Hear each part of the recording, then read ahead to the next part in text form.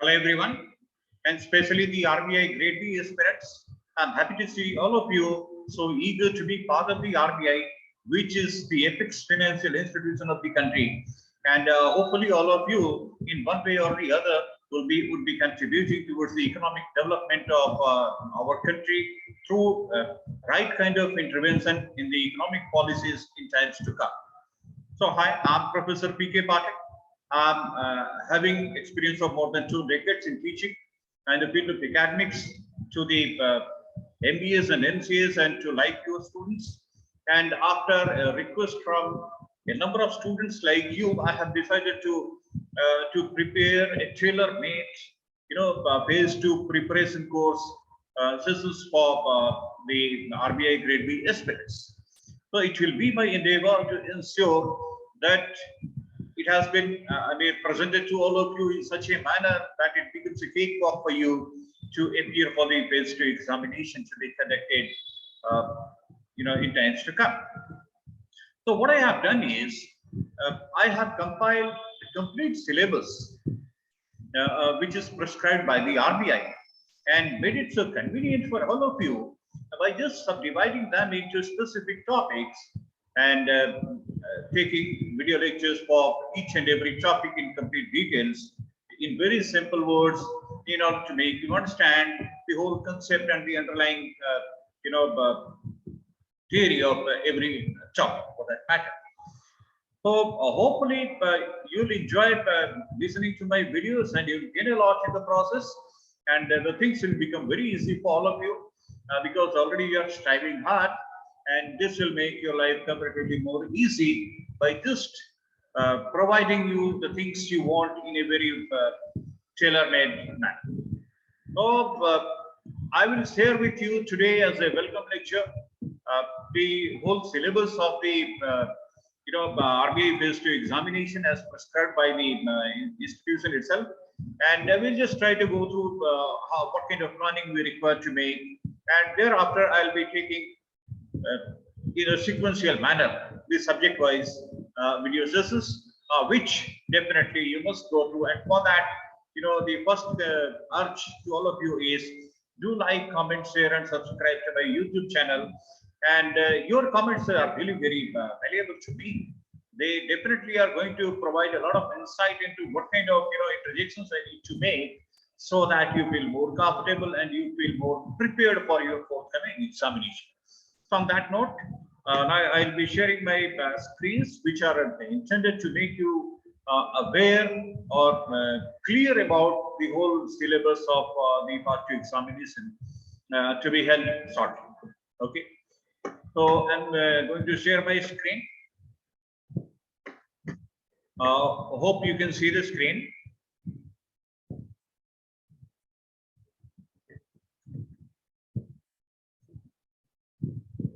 Okay.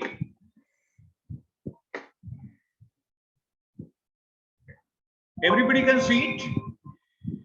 So we will begin with the famous quote that do something today that your future self will thank you for.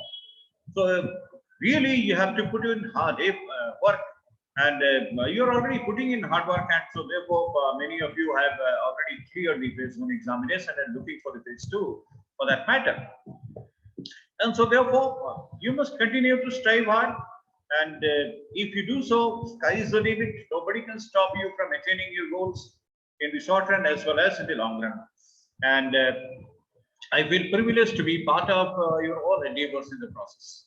Okay, so let us first see what RBI actually stands for. Joining, and before that, you have to know the determinants of success. Since you are aspiring for the success, you can see there is a certain chronology that starts with, if you are here, the chronology starts with the hard work. In the process, you may face some failures, but you shouldn't be getting carried away by the failures. There is a lot of risk associated, but your positive attitude is the one who is going to win over the circumstances. Then the 2 Ds, the determination and discipline, apart from the devotion, that is the 3rd D also element. This will decide your success and your journey to excellence. And once you achieve success, You must try to have patience and persistence. Just getting at the place of the success is not enough. You have to persist, you have to continue, you have to sustain at the same point in time, and that will lead to a very high degree of the performance, and your life, academic life or personal life, whatever you call it, or the professional life, it will be, a matter of pride, and you will become a role model for so many people who are going to, follow you in the process. Okay. So RBI's philosophy for that matter is build your nation and build your career. So while basically you are looking for building your career, in the process you're going to build your nation as well. Because RBI is the apex financial institution, I have told you, and it is going to decide the future policies of the national economy, and you will become a part of that policy making process. So life with RBI is definitely commitment to serve the nation, where your decision make an impact on the way the economy and the financial sector in the country evolves. And RBI also offers an impeccable ecosystem that encourages just continuous learning and equal opportunity to work in environment, a supportive HR climate, and of course an attractive compensation structure. So now we'll see what is the syllabus of the part 2, phase 2, sorry, and later on we'll be subdividing them into topic-wise lectures and holding video sessions separately for each one of them. So remember, success is the sum of small efforts repeated day in and day out. On that note, let us begin with the syllabus. There are 3 papers, as you can see. Paper 1 deals with the economics and the social issues. The paper 2 deals with the English and writing skills. Paper 3 deals with the general finance and management. So you can see there is a whole lot of the things and the concepts which needs to be made clear, and it will be my endeavor to ensure that you are coming across and you are enlightened on each and every smallest of the topic from the economics and the social issues, as well as from the general finance and the management. At the same time, I'll make it so that at least 2 to 3 sessions are being taken specifically on the paper 2, that's the English, and basically we'll be talking about how to improve your writing skills, because it also matters a lot. Writing, there are so many qualified people, but many of them, they do not know how to write well. So it will be our endeavor to ensure that while most of the time we'll be covering the paper 1 and paper 3, I'll also ensure that paper 2 is adequately covered in between. Okay. Now we'll be going into the details as to what the paper 1 deals with and consists of, and similarly the paper 3, what kind of the topics are being covered in the paper 3. So let us proceed with the paper 1 first. Paper 1 deals with the economics and social issues, and that definitely envisages the growth and development, Indian economy, the globalization and social structure in India. If you see the details of all these points, you can see the growth and development deals with the national income and per capita income, the poverty alleviation and the employment generation in India, and sustainable development and environmental issues. So this is measurement of the growth, as all of you can see, or you can imagine. You already have a lot of information about the current economical issues, and you are well conversant with all this kind of the terminologies. So you can definitely understand that these are going to be the measurement and the benchmark for the growth of the country. Next is your Indian economy. In this, we'll be studying about the economic history of India. That includes the changes in industrial and labor policy, monetary and fiscal policy reforms of the 1991, and all the subsequent policies that have been inducted in the process, role of the Indian banks and the Reserve Bank in the developmental process, Indian agriculture, service sector. So all these kinds of topics they'll be covered during my specific sessions on each and every topic. Then globalization, all of you know that today we have become a global village, and there is no distance which we can't cover within a very specified period of time. So with that has come the international relations and international business, international transactions. financial transactions. So relating to that, we'll be seeing the balance of payments, export-import policy, international economic institutions like IMF and WTO, and regional economic cooperation, international economic issues, and all other associated concepts. Chile. Then we have the social structure in India. We know that ours is a country of unity, diversity. So that means there are multiculturalism in our country, and all kind of cultures are prevalent. If you crisscross the whole of the country from north to south and east to west, from top to bottom and left to right. So you'll find multiculturalism everywhere. So what are all the problems associated with that? And what are all the basic concepts lying there? All these things, including the social movements in Indian political system, social sectors in India, everything we are going to cover very specifically. Paper 2, as I told you, it is about the English and writing skills. And I'll make sure that I'm taking 2 to 3 sessions wherein I'll be giving you some smart tips to ensure that you are going to improve your writing skills, irrespective of the degree of knowledge that you have. Because many people believe that they are adequately equipped with the high knowledge of the English, but that itself is not enough. That also requires some sort of supplements in terms of the basic tips to improve on the writing. So that I'll do, of course. Now let us come to the paper number 3 that deals with the general finance and management. As you can see, these are the major topics, big topics. Financial system is one, the financial markets another. Then we have certain general topics, and finally the management. You know what? Management is at the core of everything, all kind of business. And 80% of the businesses, they fail purely because of inefficiency in management. And you people being a part of the RBI core committee, the RBI core team members, you are going to be part of the management, wherein you'll be going to manage certain affairs of the apex financial institution of the country. So you need to be efficient, and for that there is a basic knowledge which will be required for all of you to follow. That includes the fundamentals of management, organizational behavior, for that matter, what kind of ethics you are required to put in place at the workplace, and what about the corporate governance. So it also, to some extent, it will include the financial management per se. Okay, a little bit of going into the details if you want. The financial system will include these topics. You can just have at a glance, and remember each and every topic we are going to have at length discussions, and so that no doubt remains whatsoever in your minds. All things we are going to have discussions in very broad manner. So Reserve Bank of India and the financial institutions functions and conduct of monetary policy. You must also know the difference between the fiscal policy and monetary policy. All these things I'll be covering. Then banking system in India, like structure and concerns, the institutions like SIDBI, Exim Bank, NABARD, NHB, all these, they have been made for different purposes. So whether or not they are able to fulfill all those purposes, we'll be going to have a lot of discussion on that. And changing landscape of the banking sector.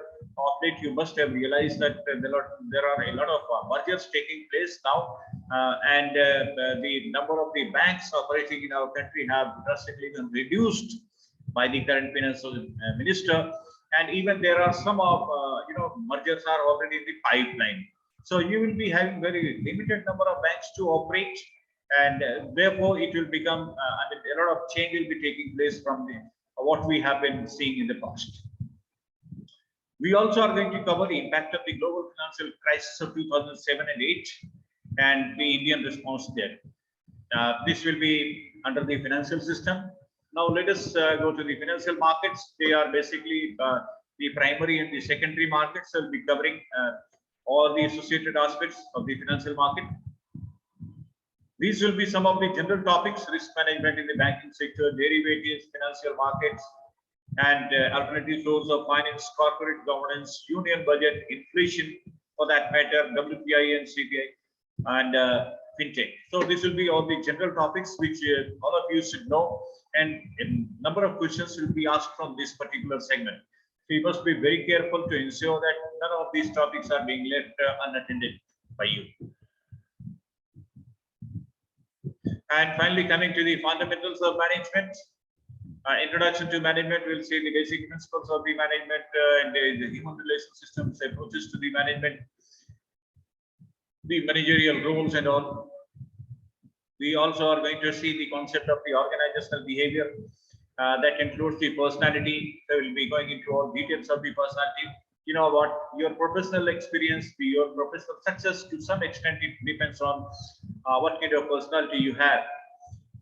So we'll be discussing on all dimensions of the personality. We'll see about the perception, because many things purely depend on the thought process, which is what is the basic idea behind the perception.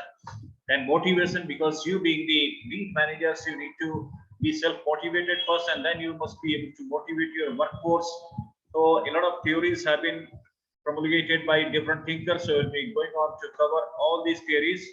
Like, you know, Abraham Maslow's need hierarchy theory, McLeod's theory of needs, and Hirschberg two-factor theory. All these things we are going to cover in times to come.